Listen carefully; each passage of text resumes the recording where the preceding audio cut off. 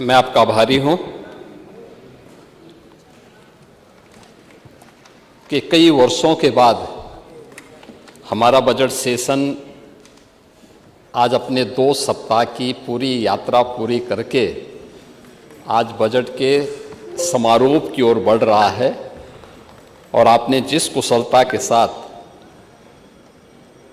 इस पूरे सदन को यहाँ पे संचालित किया है, बजट चाहे वह महामहिम राज्यपाल जी के भाषण का हो या माननीय सदस्यों के द्वारा विभिन्न नियमों के अंतर्गत उठाए जाने वाले मुद्दों को, या फिर बजट के मुद्दे पर हुई जो चर्चाएं थीं, उन सभी मुद्दों को लेकर के जो रुचि माननीय सदस्यों ने ली है अत्यंत सार्थक रही है। और मैं इस अवसर पर इस पूरे सदन का इस बात के लिए अभिनंदन करूंगा कि उन्होंने लोकतंत्र के सशक्तिकरण का जो शंखनाद इस उत्तर प्रदेश विधानसभा के माध्यम से दिया है कि हाँ, लोकतंत्र की सबसे बड़ी संस्था के रूप में सदन अपनी जिम्मेदारियों का निर्वहन कर सकता है।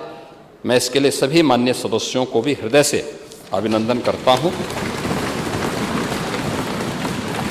मान्यवर, मैं धन्यवाद दूंगा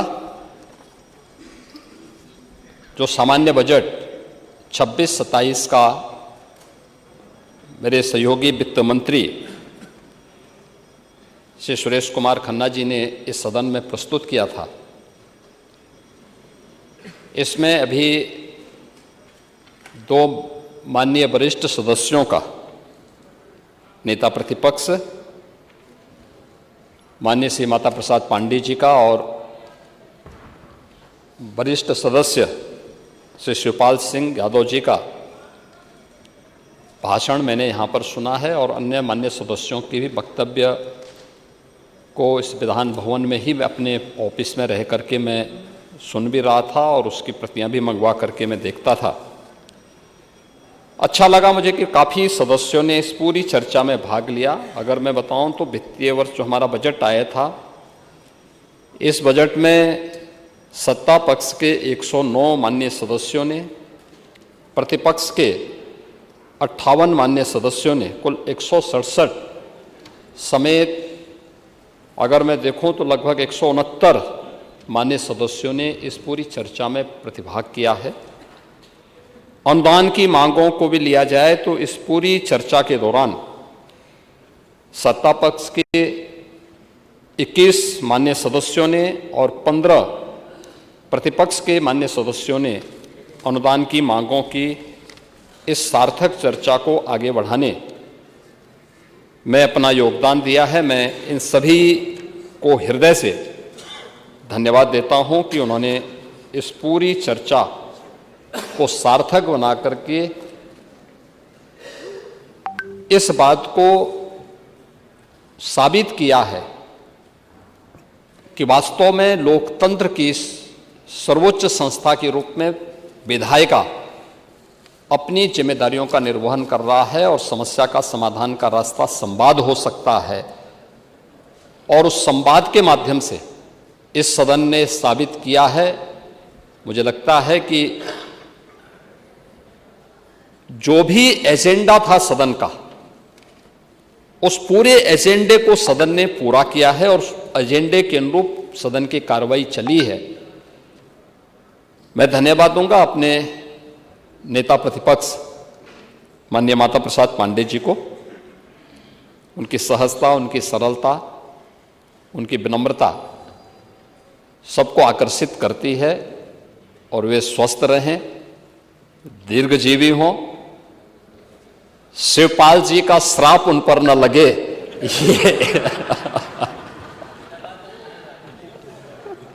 ये मैं कामना जरूर करता हूं। महोदय, हम लोग जब इस सदन में इस बजट पे चर्चा कर रहे हैं तो 2026-27 का ये बजट है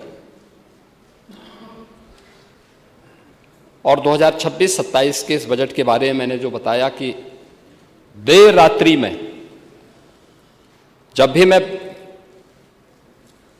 अगले दिन के बिजनेस के बारे में संसदीय कार्य मंत्री को बातचीत करने का प्रयास करता था 8 साढ़े 8 बजे, एक दिन मैंने 9 बजे साढ़े 8 9 बजे के आसपास किया तो पता लगा मतलब मंत्री जी सदन में हैं, सदन चल रहा है।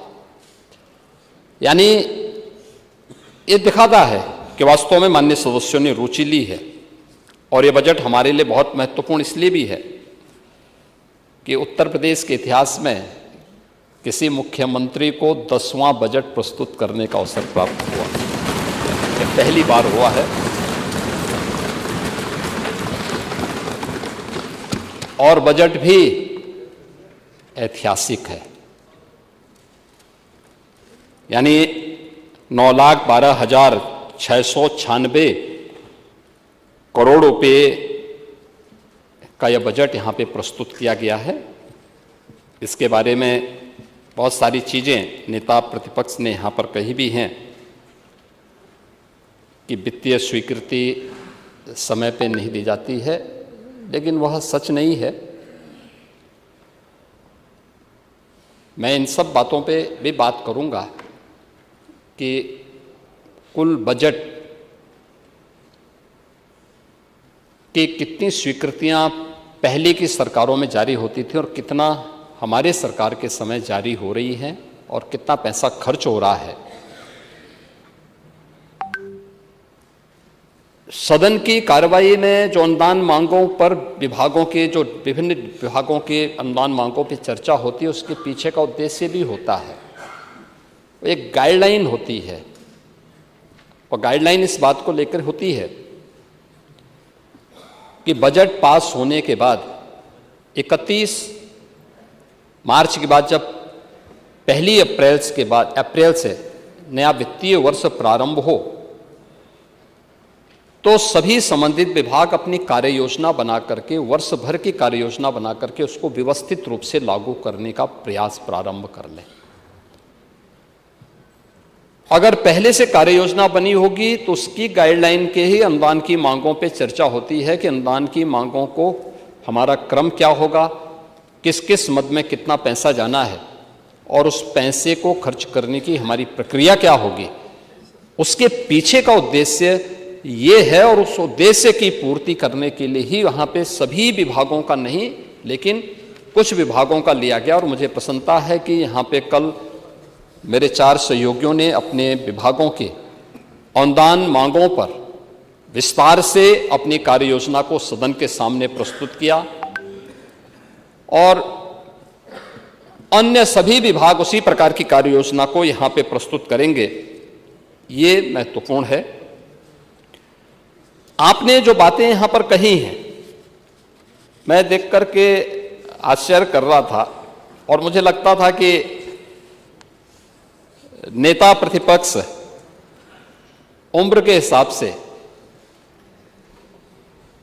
आंकड़ों में घालमेल नहीं करेंगे। एक बार तो उन्होंने ऐसा प्रयास किया था कि कभी कभी संगत का प्रभाव होता है, तो मुझे लगा कि ऐसा लगता है कि चच्चों का प्रभाव भी आप पे आ गया है। और प्रभाव इस बात को आ गया जब आपने कहा कि राजकोषीय घाटा आपका जो है वह इतना ज़्यादा है, आप उत्तर प्रदेश पे उधार इतना ज़्यादा है। मुझे लगता है कि वह सच नहीं था। तो वित्त मंत्री जी ने तत्काल अपने प्रतिक्रिया वहाँ पर व्यक्त कर दी और उन्होंने इस बात को कहा कि नहीं, ऐसा नहीं है। देखिए, मैं आपके सामने प्रस्तुत करूँगा कि जो राजकोषीय घाटा है, जो कुल जीएसडीपी का हमारे पास कितना यानी हम कुल कितना घाटा हमारे पास है, उसके बारे में अगर आप देखेंगे तो 16-17 जब प्रदेश में समाजवादी पार्टी की सरकार थी तब इसका प्रतिशत था 4.39%।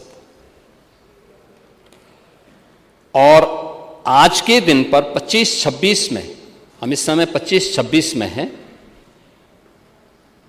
इस समय है यह 2.97% है ये, यानी उससे काफी कम है। इसका मतलब हमारा वित्तीय प्रबंधन बेहतर है और इस वित्तीय प्रबंधन के लिए ही आज देश भर के बैंकर्स यूपी पे विश्वास करते हैं।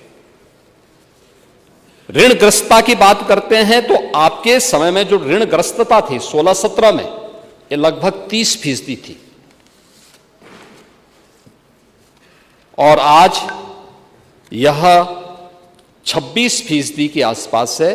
हम इसको कम किए हैं और इस वित्तीय वर्ष के अंत तक हम लोगों ने 26-27 में, यानी 27 का जो वित्तीय वर्ष समाप्त होगा वहां तक हम उसको 23% तक पहुंचाने का 30% से कम करते हुए, यानी हमने लगातार उत्तर प्रदेश पे जो ऋण था उसको हम कम कर रहे हैं। हाँ, ये तो स्वाभाविक रूप से वॉल्यूम बढ़ेगा तो उसके दायरे बढ़ेंगे, लेकिन जितनी हमारी आय है उसका व्यय में संतुलन बनाए रखने का काम इस दौरान सरकार ने यहां पर किया है। और प्रति व्यक्ति आय को भी अगर देखा जाए तो प्रति व्यक्ति आय इस वित्तीय वर्ष के अंत में, यानी 24-25 के अंत में जो गत वित्तीय वर्ष संपन्न हुआ है, उसमें उत्तर प्रदेश की जो प्रति व्यक्ति आय थी 16-17 में जब हम लोग आए, यानी जब हम आपकी सरकार थी तब यह लगभग 43,000 के आसपास थी और जब हम लोग इस वित्तीय वर्ष के अंत में यानी 31 मार्च तक जाएंगे तो यह 1,20,000 क्रॉस कर चुकी होगी। क्या 43,000 में और 1,20,000 में कोई अंतर नहीं है? दूसरा, इस बात पे भी हमें ध्यान देना होगा कि समाजवादी पार्टी के समय में उत्तर प्रदेश क्या था। पांडे जी, आप तो पुराने समाजवादी हैं और मैंने इसीलिए कहा कि आप स्वस्थ रहें, क्योंकि आप समाजवादी आंदोलन के जो सबसे वरिष्ठ पिलर हैं और अंतिम वो पीढ़ी है जिसने समाजवादी आंदोलन के अनुसार जीवन जीने का प्रयास किया है, जो जेपी चाहते थे, जो लोहिया चाहते थे। हां, आपके पीछे शिवपाल जी जैसे कुछ लठैत भी थे जो उसके अनुसार जीने का प्रयास करते थे, लेकिन आप लोगों ने उसके अनुरूप संघर्ष किया। लेकिन आने वाली पीढ़ी ने प्रदेश का क्या हाल किया, क्या स्थिति थी उत्तर प्रदेश की। और हम इस बात को कहते हैं, पिछली बार भी जब उत्तर प्रदेश ने विकसित भारत, विकसित उत्तर प्रदेश के मुद्दे पे चर्चा की, और अध्यक्ष जी, मैं तो आपसे अनुरोध करूंगा कि अगर समय मिलता है तो हम लोगों को ये चर्चा करने वाला उत्तर प्रदेश देश का पहला राज्य है जिसने आदरणीय प्रधानमंत्री जी के विजन को प्रभावी ढंग से इस सदन के माध्यम से चर्चा के विकसित भारत के लक्ष्यों को प्राप्त करने की दिशा में हमारे क्या कर्तव्य होने चाहिए, क्या दायित्व होने चाहिए। भारत विकसित होगा तब जब राज्य विकसित होंगे, और राज्य विकसित तब होंगे जब जनपद विकसित होगा, और जनपद विकसित तब होगा जब गांव और नगर की इकाई हमारी विकसित होगी, आत्मनिर्भर होगी। और उस पर लगातार 27-28 घंटे तक इस सदन में चर्चा हुई। तब भी हम लोगों ने इस बात को कहा था, क्या स्थिति थी तब उत्तर प्रदेश की। यानी 16-17 में उत्तर प्रदेश की जो स्थिति थी, उत्तर प्रदेश देश के अंदर सबसे, यानी बड़े राज्यों में अगर आप देखें तो बॉटम 3 राज्यों में आता था। जो सबसे नीचे के राज्यों में उत्तर प्रदेश की गिनती होती थी और बीमारू राज्य उत्तर प्रदेश हो गया था। परसेप्शन खराब था, देश भर में आपको जाने का अवसर प्राप्त होता था तो लोग किस निगाह से देखते थे उत्तर प्रदेश को, आपसे ज्यादा कोई छुपा हुआ नहीं है। लेकिन इन 8, साढ़े 8, 9 वर्षों के दौरान उत्तर प्रदेश के अंदर जो परिवर्तन आया है, बॉटम 3 से टॉप 3 राज्यों में उत्तर प्रदेश को पहुंचाने का काम इसी डबल इंजन सरकार ने किया है। टॉप 3 राज्यों में 13 लाख करोड़ रुपए की उत्तर प्रदेश की जीएसडीपी को पहुंचा करके हम 36 लाख करोड़ तक पहुंचा रहे हैं। और हमने तय किया है कि 26-27 में इसको 40 लाख करोड़ तक पहुंचाएंगे।